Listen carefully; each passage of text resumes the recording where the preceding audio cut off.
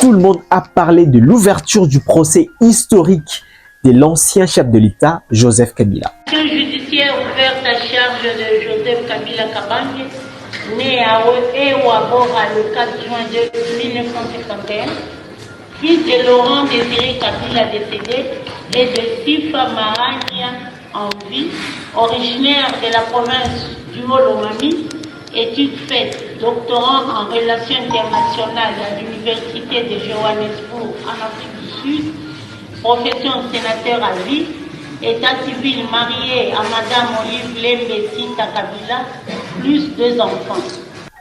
Certains ont crié justice.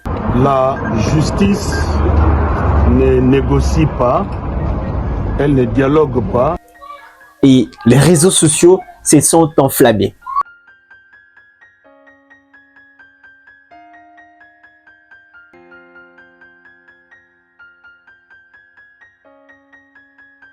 Mais si je t'ai dit, pendant qu'on te montre Joseph Kabila, on te vole ton temps et ton avenir, d'abord la cour militaire a présenté l'ex-président de la République, Joseph Kabila, comme Congolais de père et de mère.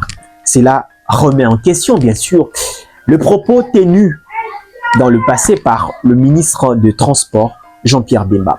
Mais ce n'est pas ça le fait marquant de l'ouverture de ces procès. Mais avant d'entrer dans le vif du sujet, je t'invite à suivre un procès similaire à celui de Joseph Kabila, mais je te préviens qu'en suivant cette vidéo, tu vas découvrir comment est-ce que les autorités mettent en scène le procès contre les figures emblématiques de la classe politique pour apaiser la pression de la population.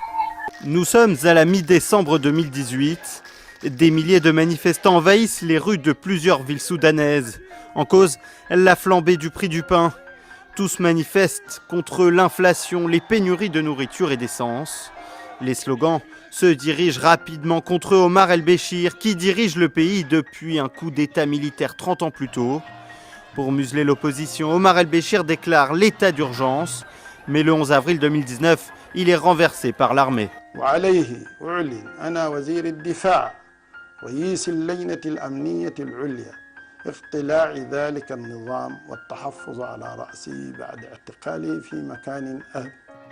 Dans la rue, la révolte continue. Elle est cette fois dirigée contre le conseil militaire chargé d'organiser la transition. Les manifestants redoutent que l'armée s'accroche au pouvoir. Après 4 mois de négociations souvent interrompues, un accord de transition est signé. Un conseil souverain composé de 6 civils et 5 militaires est nommé pour diriger cette transition.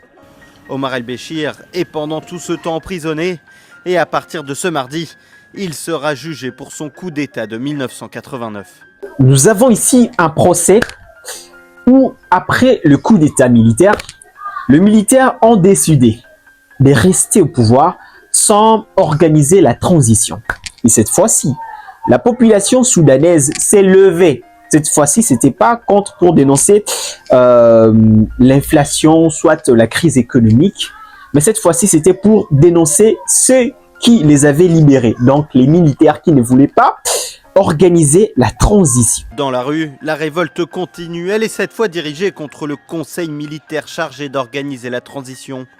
Les manifestants redoutent que l'armée s'accroche au pouvoir. Alors, pour apaiser la pression populaire, les militaires ont décidé de mettre en scène le procès de l'ex-président pour apaiser la pression populaire, apaiser la population. Mais l'objectif, c'était de maintenir le système militaire au pouvoir. Omar el-Béchir est pendant tout ce temps emprisonné et à partir de ce mardi, il sera jugé. Et puis, vous allez vous rendre compte que le procès n'avait pas résolu le problème. La crise économique, la transition démocratique qui était bloquée et même le problème interne n'ont pas été résolus. Et chez nous, on nous donne le procès de Kabila. Au lieu de nous donner des solutions à nos problèmes, parce que notre pays est confronté à divers problèmes, aujourd'hui, on nous donne le procès de Kabila. Pour nous faire croire qu'on s'occupe de la justice. Et ce n'est pas le seul procès pour l'instant. Il y a également celui de Constant Mutamba. Donc, tu comprends que tout ça, c'est une mise en scène pour te voler ton temps et ton avenir. Une façon de détourner la situation actuelle, de détourner le regard de la population aux problèmes qui les dérangent. Parlons du Guy Debord dans la sociologie du spectacle. Il disait que dans le monde réellement renversé, le vrai est un moment faux. Ce qui m'amène à dire que le procès contre Joseph Kabila peut être vrai dans le fait, parce que je ne possède pas de preuves, je ne possède pas de éléments, mais ça peut être vrai. Mais utiliser, là je parle bien du procès, ce procès peut être utilisé comme une distraction pour cacher le vrai problème du pays. Parce que vous êtes conscient que nous n'avons pas d'électricité, les fonctionnaires sont en grève, les mamans maraîchères continuent de payer de taxes illégales, les jeunes n'ont pas d'emploi, les prix de denrées alimentaires grimpent, le manque de transport, le manque de l'eau potable, et puis le multiple braquage dans la ville. Vous comprenez que ce sont là le vrai problème, que nous attendons des solutions.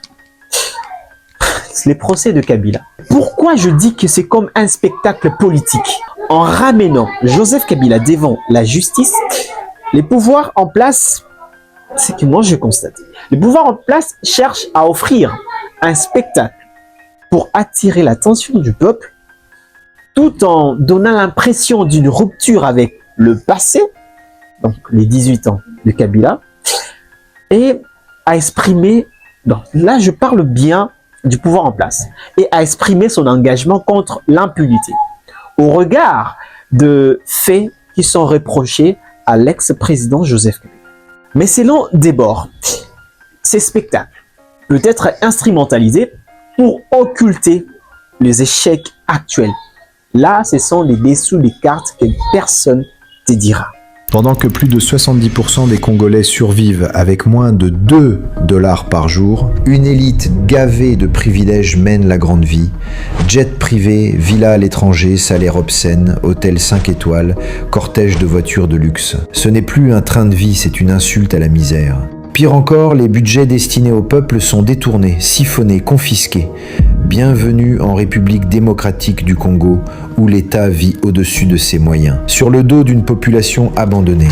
En 2024, la présidence s'est octroyée plus de 300 millions de $, l'Assemblée nationale 200 millions, le Sénat 100 millions. À titre de comparaison, en 2022, la présidence congolaise a englouti près de 5 fois le budget de l'Élysée.